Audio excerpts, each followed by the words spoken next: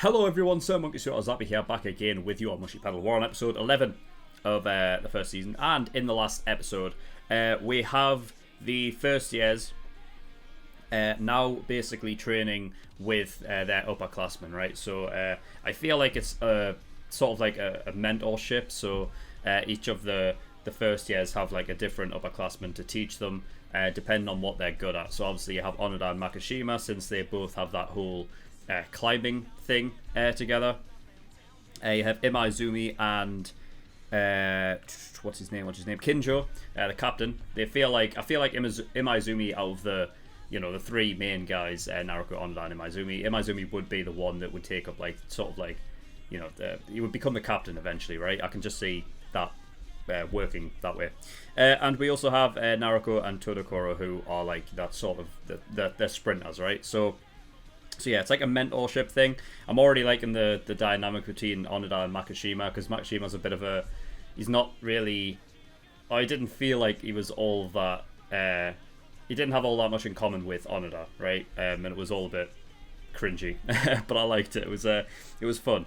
And the thing is, of like him being so... He has such a unique sort of style. Like, his technique is so, different to everyone else's, that they think it's all weird and stuff, whereas Onoda actually thinks it's cool, so yeah, he's gonna have a dynamic with Makishima that no one else will, which I'm looking forward to. And they still haven't said who they're taking to the inter-high thing, so yeah, I don't know what we're going to get. I think we're just going to probably continue on with the practicing in this next episode. I'm thinking we're going to have to get like an idea of when the inter-high is going to start, because we don't really have a time frame at the minute, so we should be getting that soon, I'd imagine. But yeah, I don't think there's anything else to really talk about, so we're just going to get in episode 11, see what we get. So without further ado, let's go.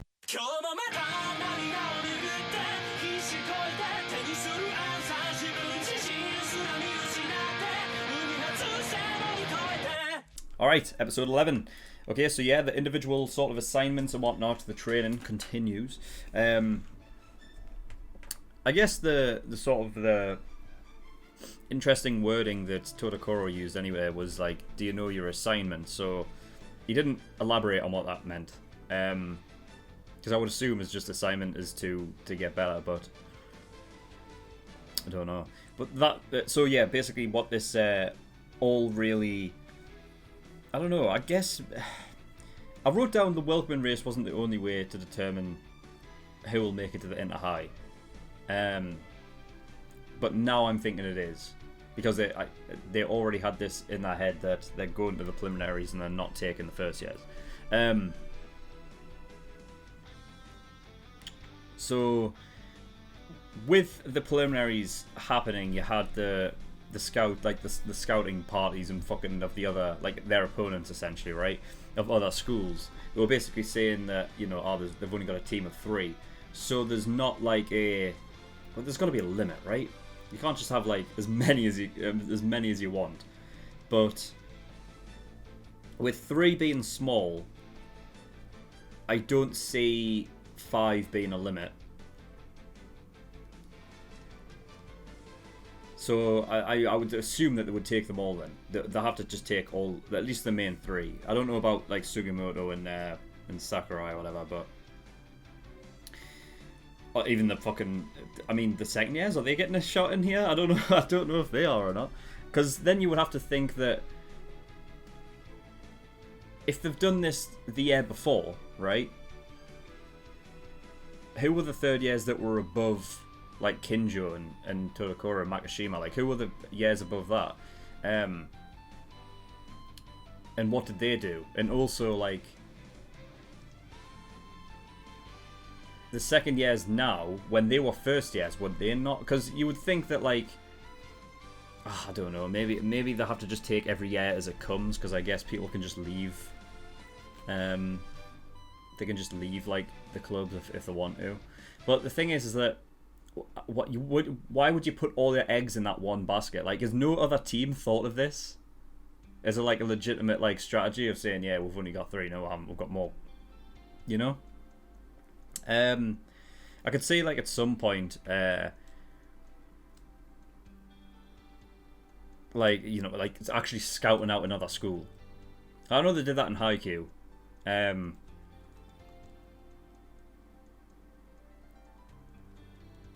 So, you know, I could see that coming into play at some point. It also makes sense as well why in the last episode Makishima didn't say anything when he was on the phone to his mate in Hakone Academy, right? Because that would give it away as well. So yeah, interestingly, Naruko beat Todokoro twice in those laps. He said he did he said that the race 10 times and he beat him twice, right?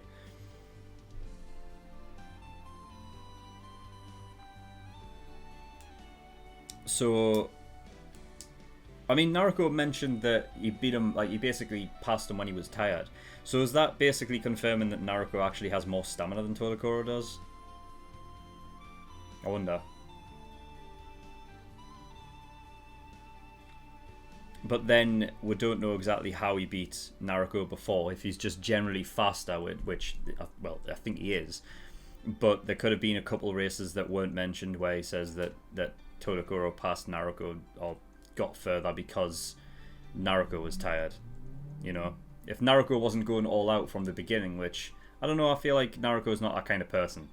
So, I don't know. I'm kind of inclined to think that Naruko has, like, more stamina. But I might be wrong on that.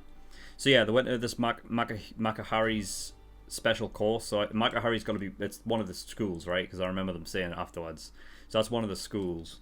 And then there was other ones which you know, they were saying different names. I didn't really...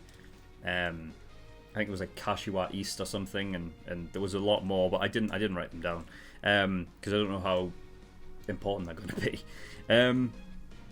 But yeah, we got a look at some teamwork as well, because we haven't had that in like the previous episodes where like there's actually a team of like racers that are on like the same team working together, right? So we got a little look at that, which is cool. So the special move of Sohoku is the human bullet train, right? That's their whole thing. So I wonder if they're gonna have to sort of use that with the first years at some point and sort of like teach them for it. Though I don't even think they need to, because I think the fact is when the first years were going to the preliminaries, right, and they were like Onoda only had his mother's bike, right? They do that naturally. So it's almost like the first years, Imaizumi, Naruko, and Onoda automatically shift into that idea of going into a train anyway. So yeah.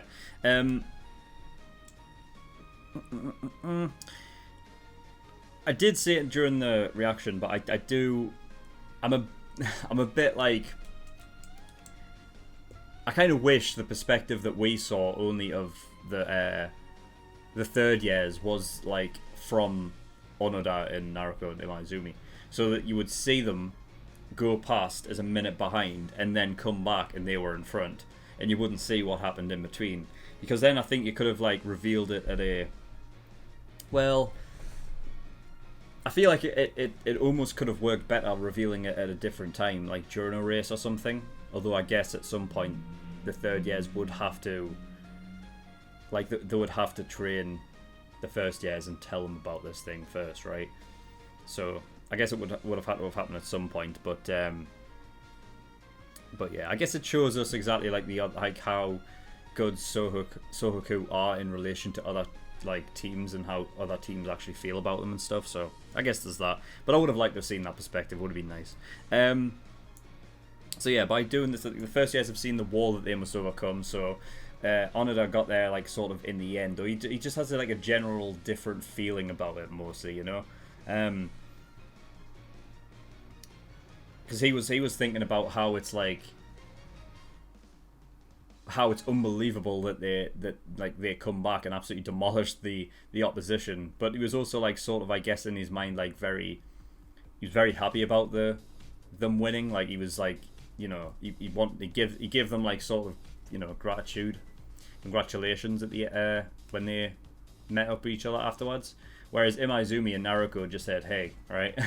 But Onoda said, well done. So they've got different ways of looking at things. Onoda will follow suit of Imaizumi and Naruko because he looks up to them too anyway. But I think in sort of it's just a difference of the way they look at it. I think Imaizumi and Naruko have this, this sort of innate ability to they don't want to lose, right? They want to be better than everyone else. That's their drive. That's their goal. Whereas Onoda's has always been to be with the others, right? To race alongside other people. I feel like in the midst of a race, that's where Onoda's that's when he strives to win. When he's actually in the race, when he's actually with people, and then it's like, right, well, what can I do further now? I can go beyond and stuff. So yeah, but it's a different way of looking at it, like sort of on the ground level. So yeah, I like the idea that the third years did keep them out of the way, so that the other schools would think that they only had 3, so that's all they had to do. That's all they really had to deal with. Though I do find it interesting, that if they're not showing the first years, then does it really matter in a way? Because what are you really doing? Are you battling Because I feel like in a race, right? While it is competition, it's not really a battle against the other teams more than it is you do the best race that you can, Because I don't understand what the advantage is of a team having 5 versus having 3, Because then, if that's the case, is it just a case of there's always an advantage for teams that have more more racers? Because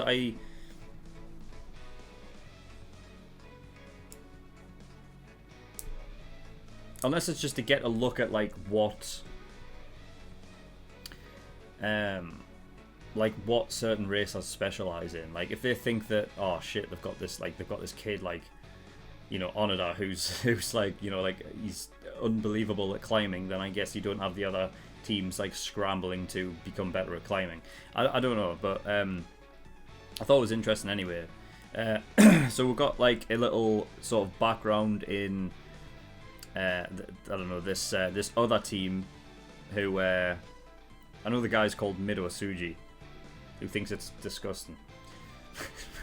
Okay, right, guy thinks it's disgusting.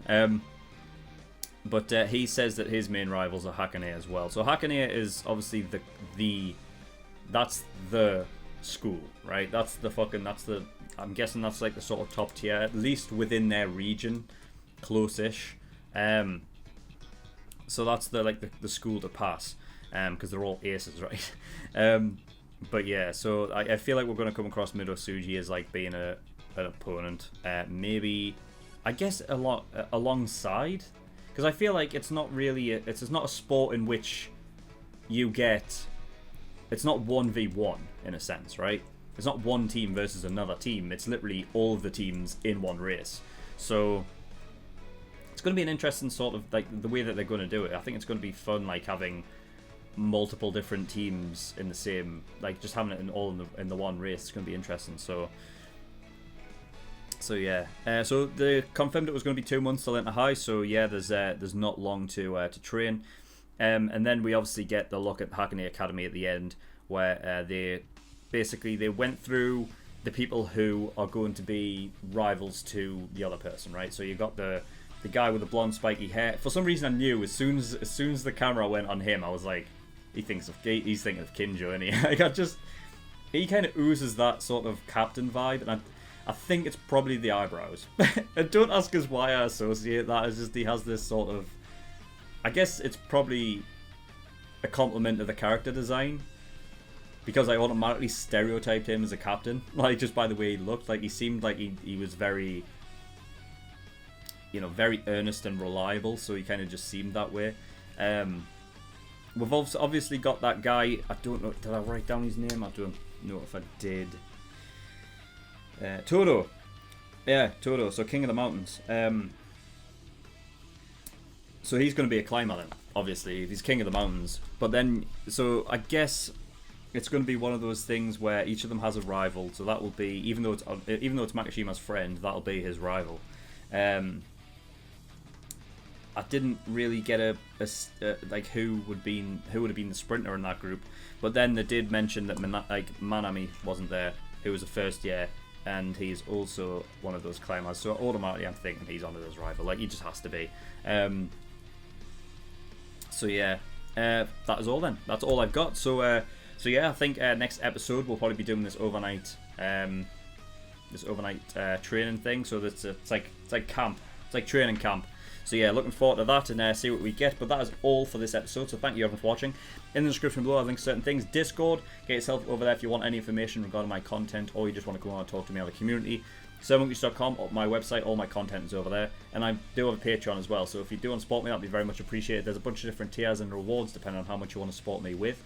So there's the early access tier for $5 a month, gives you access to shows a week early, and you get 4 episodes of Hunter x Hunter every week. So if you're interested in that, become an early access tier patron. $10 a month, that is the full length, gives you access to my full length library. Everything I react to gets a full length. $15, that is the exclusive tier, so that gives you access to a bonus show I'm currently reacting to, which is 7 Deadly Sins. So if you want to see me react to that, get yourself over there, become an exclusive tier patron. $50, that is the elite tier. Every time you pay $50, you get a choice of a show that you want me to react to, and I will react to it. It will go to the back of the list by about 7 shows. Might take me a while to get around to it, but I will do eventually. But if you don't want to wait that long and you want your show to be reacted to next, then you want to get God tier, which is $100. But that is all, so thank you for watching. I'll see you all next time. Bye bye.